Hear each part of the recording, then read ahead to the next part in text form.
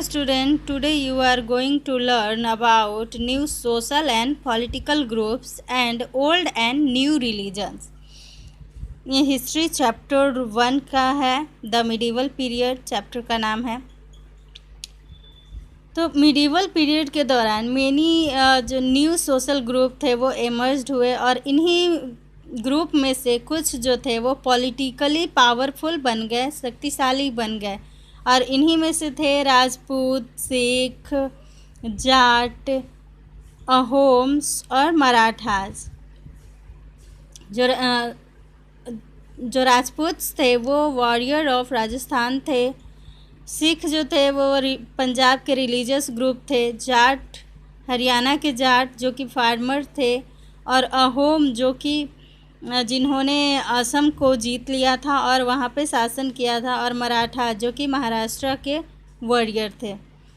तो और भी कई सोशल ग्रुप जो थे वो कास्ट सिस्टम में एब्जॉर्ब हो गए। जो नए सोशल ग्रुप थे वो कास्ट सिस्टम में एब्जॉर्ब हो गए। एग्जाम्पल के लिए राजपूत जो कि हमेशा हीरोइक और नोबेल काम करते थे, इनकी हमेशा वो साहसी कारनामे करते थे, तो उनको क्षत्रिय यानी क्षत्रिय कास्ट स्टेटस दिया गया।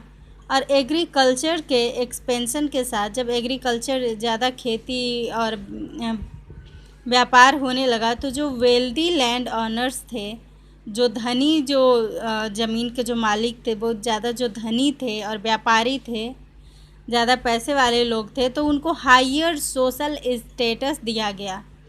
और एग्रीकल्चरल एक्सपेंशन के साथ जो फॉरेस्ट ड्वेलर थे और ट्राइबल हर्डर थे तो उनको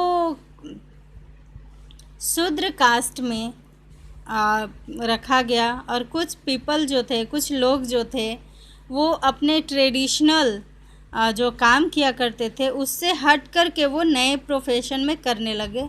नए प्रोफेशन मतलब नए काम करने लगे। जैसे कि ब्राह्मण जो थे, जो जिनको कि हाईएस्ट कास्ट माना जाता था उस टाइम में, तो ब्राह्मण जो थे उन्होंने लोअर कास्ट प्रोफेशन जैसे कि एग्रीकल्चर, ट्रेड और क्राफ्ट, ये जो था एग्रीकल्चर, ट्रेड और क्राफ्ट, ये लोअर कास्ट प्रोफेशन माना जाता था उस टाइम। तो ब्राह्मण जो थे वो इस कास्ट में भी, इस प्रोफेशन में भी एंटर कर गए।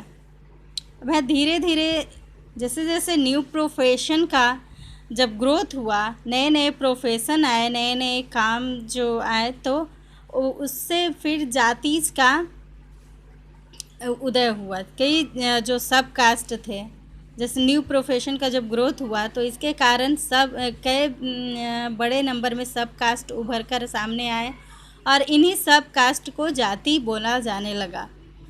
तो एक जाति जो थे वो एक जाति में सारे वो लोग आते थे जो सेम प्रोफेशन के होते थे। यानी कि उस टाइम भी जाति व्यवस्था जो थी जन्म पे आधारित ना होकर के कर्म पे आधारित थी, जो कि धीरे धीरे जन्म पे आधारित बन गई।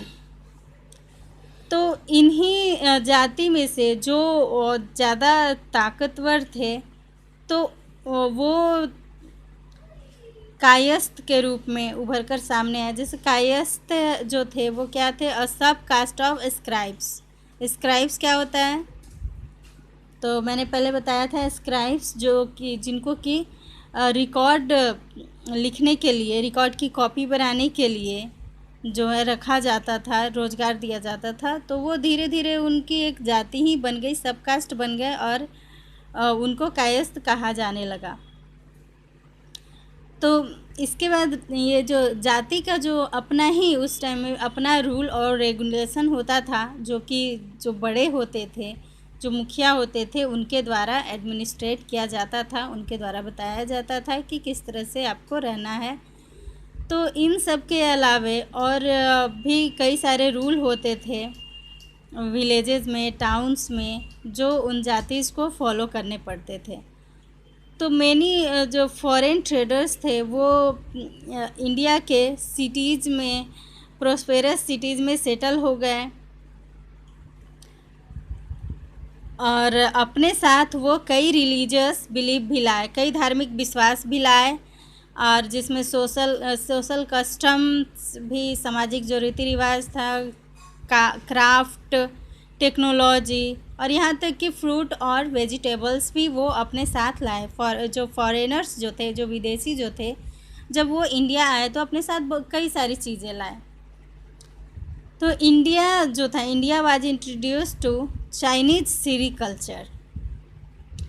जो चाइनीज सीरीकल्चर क्या होता है? तो silk production by raising silk worm, मतलब कि जो सिल्क का जो उत्पादन होता है, सिल्क के कीड़े से, रेशम का जो कपड़ा बनता है तो रेशम के कीड़े से बनाया जाता है। तो इसी को सीरीकल्चर बोला जाता है। कपड़े को बनाने को, सिल्क कपड़ा को बनाने को सीरीकल्चर बोला जाता है। इसमें लंबा चौड़ा प्रोसेस होता है। तो ये जो चाइनीज़ लोग जो थे, तो वो सेरीकल्चर और लीचीज से इंडिया में इंट्रोड्यूस करवाया। पर्सियन जो थे वो वाटर व्हील लेकर आए। तुर्क जो थे वो plums, peaches, apricot, melons, oranges and lemons लेकर आए। और जो पुर्तगीज़ जो थे वो पोटैटोज, टोमेटोज और चिलीज, ये पुर्तगीज़ लेकर आए। अब नेक्स्ट टॉपिक है ओल्ड एंड न्यू रिलीजन्स, यानी कि पुराने और नए धर्म। तो हिंदुइज्म जो था वो मिडिवल पीरियड में उसमें कुछ चेंजेस हुए, और जो नए देवता थे वो पूजे जाने लगे, और कुछ जो ट्राइबल और फॉरेस्ट ग्रुप जो थे वो हिंदू सोसाइटी में एब्जॉर्ब कर लिए गए, हिंदू सोसाइटी में वो आ गए, और वो भी हिंदुइज्म के आइडियाज़ को मानने लगे। तो कई इस टाइम में गॉड और गॉडेसेस, यानी कि जो देवी देवताएं थे, तो उनकी मूर्तियां उनके लिए टेम्पल्स बनाने जाने लगे उस टाइम मिडिवल पीरियड में, और ये हिंदू रूलर्स की इम्पोर्टेंट एक्टिविटीज़ बन गए। तो जो डाइटीज़ जो थे उनको टेम्पल्स में, यानी कि जो देवी देवता जो होते थे वो उनको टेम्पल्स में, मंदिरों में पूजा जाने लगा। और जो भी आइडियल जो रूलर्स थे वो अपने को दिखाने के लिए कि वो कितने ताकतवर हैं, तो इसको दिखाने के लिए भी वो मंदिरें बनवाया करते थे। रूलर्स जो थे वो ब्राह्मण को पैट्रोनाइज करते थे, उनको संरक्षण देते थे ब्राह्मण को, उनको टैक्स फ्री लैंड देते थे। इसके कारण कई सारे जो ब्राह्मण्स थे वो धनी हो गए और पावरफुल हो गए, शक्तिशाली हो गए, और इस वजह से उन्होंने अपना जो पावर था वो कास्ट रूल और रिलीजियस बनाने में, मतलब रिलीजियस जो नॉर्म्स थे, यानी कि जो धार्मिक जो शर्त हो गए और जो जाति के जो नियम हैं, तो उनके बनाने में उन्होंने अपना योगदान दिया। उन्होंने अपने पावर का यूज करके और ऐसी चीज़ें बनाई जो कि बहुत ही रिजिड हो गई। नेक्स्ट है इस्लाम। तो इस्लाम धर्म जो था वो इसी पीरियड में इंट्रोड्यूस करवाया गया। तो ये मुस्लिम का ये रिलीजन था, धर्म था, जो कि अरबिया में 7th सेंचुरी में, यानी कि 7वीं शताब्दी में ये आया। और इस्लाम जो था वो वन गॉड के विश्वास पे आधारित था क्या है। और यहाँ पे जो वन गॉड है, एक ही ईश्वर पे इसमें विश्वास किया जाता है, और गॉड को वो अल्लाह कहते हैं।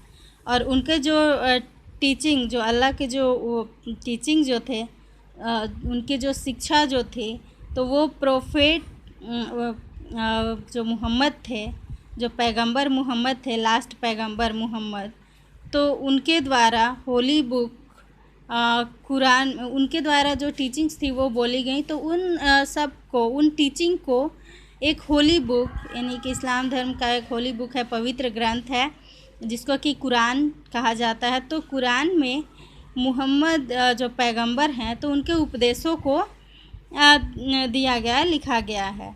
तो प्रोफेट मोहम्मद के डेथ के बाद, उनकी मृत्यु के बाद जो खलीफा थे, तो वो रिलीजियस और पॉलिटिकल हेड बन गए मुस्लिम कम्युनिटी के।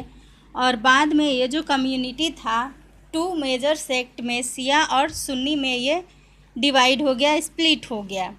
शिया जो थे वो मोहम्मद साहब के जो पैगंबर मोहम्मद थे, तो उनके सन इन लॉ यानी कि उनके जो दामाद थे अली, तो उनको प्रोफेट का, पैगंबर का ट्रू सक्सेसर यानी कि सच्चा उत्तराधिकारी मानते हैं। और वे ये विश्वास करते हैं कि जो खलीफा जो है वो दैवी शक्ति के द्वारा अपॉइंट किया जाता है। और सुन्नी जो हैं वो ये बिलीव करते हैं कि जो खलीफा जो है वो पूरे कम्युनिटी के द्वारा चुना जाता है।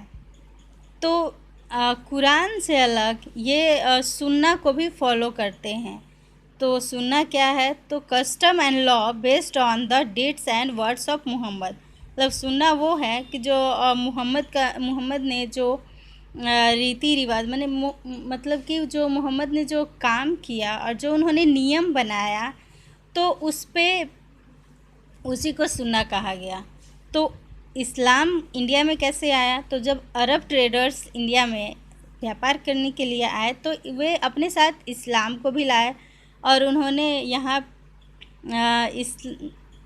बाद में जो मुस्लिम कंक्वेरर्स थे उन्होंने इंडिया के कई क्षेत्रों को जीत करके और अपना राज्य स्थापित किया, और फिर उन्होंने इस्लामिक लॉ के अनुसार ही यहाँ पे रूल किया। इस्लामिक लॉ का जो एक्सपर्ट होता है उसे उलेमा कहते हैं। तो जो उलेमा लोग होते हैं उनको इन शासकों के द्वारा, मुस्लिम शासकों के द्वारा पैट्रोनेज दिया गया। तो कई स्कूल्स भी बनाए गए, इस्लामिक लॉ के कई स्कूल भी बनाए गए, डेवलप भी हुए, और इन्हीं में से एक है हनफी स्कूल जो कि इंडिया में पॉपुलर हुआ, और ये तुर्किश रूलर के द्वारा पॉपुलर किया गया था।